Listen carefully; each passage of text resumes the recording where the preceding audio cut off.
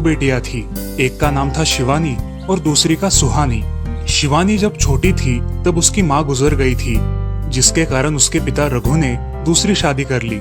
मगर उनका भी कुछ सालों में बीमारी की वजह से देहांत हो गया और इसी वजह से शिवानी के मन में उसकी माँ और बहन के प्रति प्रेम उत्पन्न नहीं हो पाया। शिवानी और सुहानी में हमेशा झगड़ा हुआ करता था। दोनों भी बहनें एक दूसरे से कभी प्यार से बात नहीं करती थी। शालिनी ये सब देख बड़ी चिंता में रहा करती थी। ऐसे ही एक दिन, शिवानी, सुहानी, चलो आ जाओ, खाना खा लो। हाँ माँ, आई। हाँ माँ, मैं भी आई। ऐसा कहकर दोनों बेटियां वहां आ जाती है और देखती है तो उनकी माँ ने उन दोनों के लिए गाजर का हलवा बनाया था। वो देख सुहानी और शिवानी बहुत खुश हो जाती है। माँ, तुमने ये हलवा मेरे लिए बनाया है? मुझे बहुत पसंद है। मुझे पता है कि मेरी दोनों बेटियों को हलवा कितना पसंद है, इसीलिए तो मैंने तुम दोनों के लिए हलवा बनाया है। और मेरे लिए माँ? अरे हाँ बेटी, मैंने तुम्हारे लिए भी बनाया है। चलो अब जल्दी से खा लो, तुम दोनों को कॉलेज भी तो जाना है ना। जी माँ, मैं ये कटोरी ले लूँ? मुझे जल्दी पहुँचना है कॉलेज में। हाँ ले लो। और सुहानी, तुम ये वाली कटोरी ले लो। जी माँ। दोनों भी हलवा खाती है और एक दूसरे की ओर बहुत गुस्से से देखकर वहाँ से चली जाती है। वो दोनों भी कॉलेज में एक साथ पढ़ा करती थी। फर्क सिर्फ इतना था कि शिवानी 3rd ईयर में थी और सुहानी 1st ईयर में। उन दोनों में 2 साल का अंतर था। फिर भी दोनों में हमेशा नोकझोंक हुआ करती थी, जैसे कि वो दोनों एक दूसरे की दुश्मन हो। ऐसे ही एक दिन, दीदी, मेरे कॉलेज की ट्रिप जाने वाली है। तुम्हारी भी ट्रिप जाने वाली है क्या? हाँ, मेरी भी जाने वाली है, मगर मेरा जाने का मन नहीं है। क्यों दीदी? क्योंकि वहाँ पे तुम हो। मुझे भी कोई शौक नहीं है तुम्हारे साथ आने का, मैंने ऐसे ही पूछ लिया। मैं जा रही हूँ। शिवानी और सुहानी एक दूसरे की ओर मुंह फेरकर वहाँ से चली जाती है। अगले दिन दोनों भी कॉलेज में जाती है। तब उनके टीचर उनसे पूछते हैं, शिवानी, तुम कॉलेज की ट्रिप में आने वाली हो? जी सर, मैं आने वाली हूँ। ठीक है, मैं तुम्हारा नाम लिखवा देता हूँ। जी सर। ऐसा बोलकर टीचर ट्रिप के लिए जाने वाले विद्यार्थियों की लिस्ट बना लेते हैं। घर आकर शिवानी और सुहानी ये बातें अपनी माँ को बताती है। सुहानी, शिवानी, तुम दोनों ट्रिप के लिए जा रही हो, मगर वहाँ जाके झगड़ा मत करना, नहीं तो ट्रिप पे जाने की कोई जरूरत नहीं है। नहीं माँ, हम झगड़ा नहीं करेंगे। हाँ माँ, हम झगड़ा नहीं करेंगे। तो फिर ठीक है, तुम दोनों जाओ। ये लो ट्रिप के लिए पैसे, और बाकी के ये तुम्हारे पास ही रखना। माँ, हम कल जाएंगे और 2 दिन के बाद वापस आएंगे। ठीक है, चलो अब सो जाते हैं, कल तुम दोनों को निकलना है। अब वो सब खाना खाकर सो जाती है। अगले ही दिन सुबह उठकर वो दोनों भी अपने अपने बस में बैठकर ट्रिप के लिए निकल जाती है और इधर शालिनी अपने काम में व्यस्त हो जाती है। ऐसे ही कुछ देर बाद शालिनी को शिवानी का फोन आता है। माँ, हम दोनों यहाँ ट्रिप की जगह पहुँच गए हैं। अच्छा बेटी, तुम दोनों ठीक हो ना? हाँ माँ, मैं रखती हूँ, हमें यहाँ अलग अलग स्पॉट देखने जाना है। ठीक है, और जब वक्त मिले तो फोन कर देना। हाँ माँ, अपना और सुहानी का ख्याल रखना। हाँ माँ। फोन रखने के बाद शिवानी और उसके क्लास के सारे दोस्त वहाँ की एक जगह देखने जाते हैं। सुहानी भी उसके क्लास के साथ एक दूसरी जगह देखने निकल जाती है। सारे बच्चे एक साथ घूमकर वापस आते हैं। शिवानी सुहानी को ढूंढती है, मगर सुहानी उसे कहीं दिखाई नहीं देती। इसीलिए शिवानी को बड़ी चिंता होने लगती है। अरे, ये सुहानी कहाँ रह गई? इसका तो कुछ भी पता नहीं, कहाँ ढूंढूं इसे? तभी शिवानी को सुहानी दिखाई देती है और उसके जान में जान आ जाती है। सुहानी, कहाँ गई थी तुम? मुझे कितनी चिंता लग गई थी तुम्हारी। अरे, मैं यहाँ ही थी मेरी सहेलियों के साथ, मुझे कुछ नहीं हुआ। ऐसा बोलकर सुहानी वहाँ से चली जाती है। दूसरे दिन सब लड़के लड़कियाँ जल्दी उठकर अपनी तैयारी कर लेते हैं और पहाड़ पर जाने के लिए निकलते हैं। वो सब आज थोड़ा घूमकर शाम तक निकलने वाले थे। सब विद्यार्थी एक हिल स्टेशन देखने चले जाते हैं। शाम होने तक उस पहाड़ी का मजा उठाते हैं, लेकिन सुहानी बिना किसी को बताए उस पहाड़ी के एक अनजान हिस्से में चली जाती है। वहाँ का मनमोहक दृश्य देखते देखते गलती से उसका पैर फिसल जाता है और वो वहाँ से नीचे गिर जाती है। शाम हो जाने के कारण सभी विद्यार्थी वहाँ से निकलने लगते हैं और यहाँ सुहानी एक पेड़ के सहारे उस पहाड़ी की चोटी पर लटकी रहती है। शिवानी सभी विद्यार्थियों में अपनी बहन को ढूंढती है, लेकिन वो उसे कहीं नहीं मिलती। सुहानी को ढूंढते ढूंढते शिवानी वापस उसी पहाड़ी के पास आती है और उसे आवाज लगाती है। सुहानी, सुहानी कहाँ हो तुम? दीदी मैं यहाँ हूँ, बचाओ मुझे, मैं यहाँ हूँ। सुहानी की आवाज की ओर जाते ही उसे पता चलता है कि सुहानी पहाड़ी पर लटकी है। ये सब देखकर शिवानी बहुत घबरा जाती है। शिवानी अपनी पूरी ताकत लगाकर उसे ऊपर खींच लेती है। तुम यहाँ क्यों आई थी?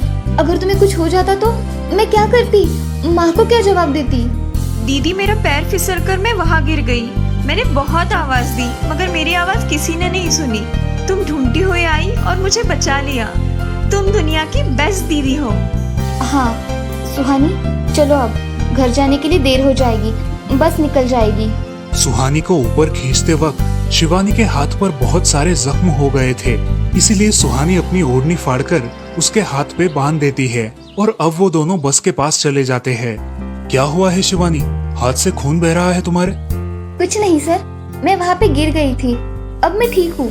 टीचर और सारे छात्र गाड़ी में बैठकर घर जाने के लिए निकलते हैं। घर आने के बाद शिवानी सारी हकीकत अपनी माँ को बताती है और वो सब सुनकर माँ दोनों को गले लगाकर रोने लगती है। तुम दोनों एक दूसरे के साथ होते हो, इसीलिए मुझे कोई टेंशन नहीं रहता, मगर मेरी बच्चियों खुद का भी ख्याल रखा करो। उस दिन के बाद दोनों सौतेली बहनों ने अपने बीच की सब नोकझोंक बंद कर दी और हंसी खुशी सगी बहनों की तरह रहने लगी। दोस्तों, इस कहानी से हमें ये सीख मिलती है कि हम सबको एक दूसरे के प्रति द्वेष की भावनाएं छोड़कर प्यार से रहना चाहिए। चंदनपुर नाम के गांव में चंपा नाम की एक औरत रहती थी। पति, 2 बच्चे और एक बेटी, ऐसा उनका पूरा परिवार था। उसका पति श्रीधर पोस्ट ऑफिस में जॉब करता था। उसके कमाई से ही घर चलता था। चंपा ने अपने घर के सामने एक छोटी सी दुकान खोल के रखी थी। उससे उसे जो भी मुनाफा होता वो अपनी बेटी की शादी के लिए जमा करके रखती। ऐसे ही बहुत दिन बीत जाते हैं। अब बच्चे भी बड़े हो जाते हैं। बड़ा बेटा अशोक डॉक्टर और छोटा बेटा रवि वकील बन जाता है और दोनों अपनी ट्रेनिंग पूरी करने लगते हैं। एक दिन उनकी बहन ज्योति के लिए एक अच्छा रिश्ता आता है और ज्योति की शादी पड़ोस के गांव के सरपंच जी के बेटे से हो जाती है। ज्योति बहुत ही कामचोर और गुस्सा करने वाली होती है। इसी कारण उसके ससुराल से उसे निकाल दिया जाता है। वो अपने पति को लेकर अपने मायके रहने आती है। अब चंपा का जमाई दुकान चलाता है और चंपा और ज्योति आराम से वहाँ रहती है। अरे ज्योति, जरा अपने कामचोर पति को कुछ काम करना क्यों नहीं सिखाती हो? कुछ काम का नहीं है वो। अरे हाँ माँ, उनके पिताजी ने तो उन्हें ही घर से निकाल दिया और हमारे माथे मर दिया। जाने दो, पति है। माँ और बेटी इसी तरह तानेबाजी करती रहती। अब बड़े बेटे अशोक की शादी उन्हीं के गांव के एक लड़की से करा दी गई, लेकिन उस लड़की से भी चंपा बहुत काम करवाती और वो बेचारी सासू माँ का आदर करके सब काम चुपचाप करती थी। एक दिन वो काम करके थक गई और एक जगह पर बैठ गई। ए कामचोर कमला, इतना सारा काम पड़ा है घर में, क्या वो तुम्हारा बाप आके करेगा? चलो उठ, काम कर। हाँ हाँ माँ जी, करती हूँ। ऐसा कह के कमला अपने काम पर लग जाती है और सारा काम खत्म कर देती है। चंपा अपने बेटे अशोक से घर आने के बाद चुगलियां किया करती थी। अशोक घर आकर कमला को बहुत भला बुरा कहता और कभी कभी तो उस पर हाथ भी उठाया करता था। ये सब रवि देखा करता था और रवि को बहुत बुरा लगता था। अशोक मारने आता तो रवि बीच में पड़ जाता और माँ बाप को डांटता था और वही झगड़ा खत्म हो जाता था। ऐसा बहुत दिन चलता रहा। रवि को रंजना नाम की एक लड़की बहुत पसंद थी, जो कि एक न्यूज रिपोर्टर थी। क्या तुम मुझसे शादी करोगी? मुझे तुम बहुत पसंद हो। हाँ, मगर रवि, तुम्हारे घर में तुम्हारी माँ का बर्ताव मुझे बिल्कुल पसंद नहीं है, इसीलिए पहले तुम इसका कोई हल निकालो। अरे रंजना, मैं हूँ ना तुम्हारे साथ, तुम्हें टेंशन की क्या बात है? मगर रवि, तुम भी अगर मुझे मारने पीटने लगे तो मैं तुम्हें कोर्ट में खींचूंगी। अरे हाँ बिल्कुल, वो तो तुम्हारा अधिकार है। अगले दिन रवि अपने घर में रंजना के बारे में बताता है। रवि की माँ चंपा उसे साफ मना कर देती है। रवि, तुम्हें कुछ समझ आता है या नहीं? अपनी बिरादरी की लड़की से शादी करो बेटा। इस घर में ये आखिरी शादी है और मेरे भी कुछ अरमान है बेटा। अजय, आप कुछ कहते क्यों नहीं? हाँ बेटा, तुम्हारी माँ सही कह रही है, तुम इसकी बात मान जाओ बेटा। नहीं पापा, मैं शादी करूंगा तो सिर्फ रंजना से, वरना मैं शादी नहीं करूंगा। सब चुप हो जाते हैं। अगले दिन रवि मंदिर से शादी करके घर आता है। सब अचरज से रवि की ओर देखते हैं और चुपचाप अपने कमरे में चले जाते हैं। कमला उन दोनों का स्वागत करती है और वो दोनों अपने कमरे में जाते हैं। कैसे लगा मेरा घर? अच्छा है, मगर सब मिलजुल के रहे तो और भी अच्छा होगा। रंजना, तुम्हें मेरी माँ को सबक सिखाना होगा, तभी घर के सारे सदस्य ठीक हो जाएंगे। ठीक है रवि, जैसा तुम चाहो। अगले दिन रंजना अपने घर के मंदिर में पूजा करने जाती है। तभी रुको, मेरे भगवान के मंदिर में तुम मत आओ, जाओ यहाँ से। ये कहकर सास रंजना को वहाँ से भगा देती है और घर के किसी भी काम को करने से मना कर देती है। तब क्या माँ जी, आज से मैं इस घर की बहू हूँ। इस घर पे मेरा भी उतना ही अधिकार है जितना कि आपका। क्या बोल क्या रही हो? निकल जाओ मेरे घर से। खबरदार अगर हाथ भी लगाया तो।